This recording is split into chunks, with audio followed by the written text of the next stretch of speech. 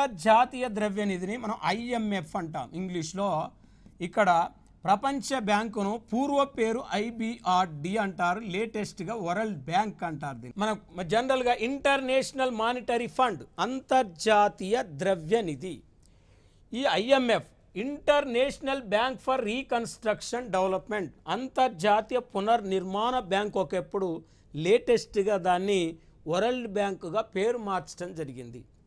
ఈ IMF IBRD ఈ రెండు సంస్థలు అంటే 1939 నుంచి 1945 వరకు ప్రపంచంలో రెండో ప్రపంచ యుద్ధం జరిగింది. రెండో ప్రపంచ యుద్ధం జరుగుతున్న సమయంలోనే ప్రపంచంలో అనేక దేశాలు ఆర్థికంగా దెబ్బతిన్నాయి.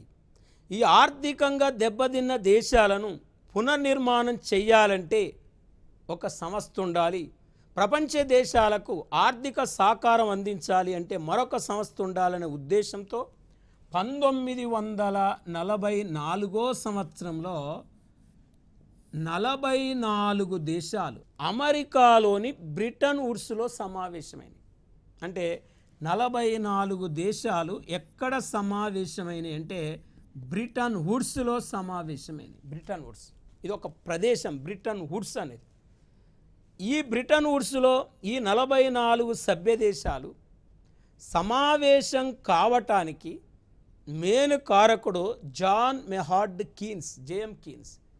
ఈ జేఎం కీన్స్ ప్రోత్సాహంతో ఈ 44 సభ్య దేశాలు అక్కడ సమావేశమైనాయి. కాబట్టి బ్రిటన్ వుడ్స్ సమావేశ సందర్భంగానే ఐఎంఎఫ్ ఐబిఆర్డి ఏర్పడ్డది. కాబట్టి వీటిని ఏమంటారంటే ఐఎంఎఫ్ ఐబిఆర్డిని బ్రిటన్ వుడ్స్ కవల పిల్లలు అంటారు.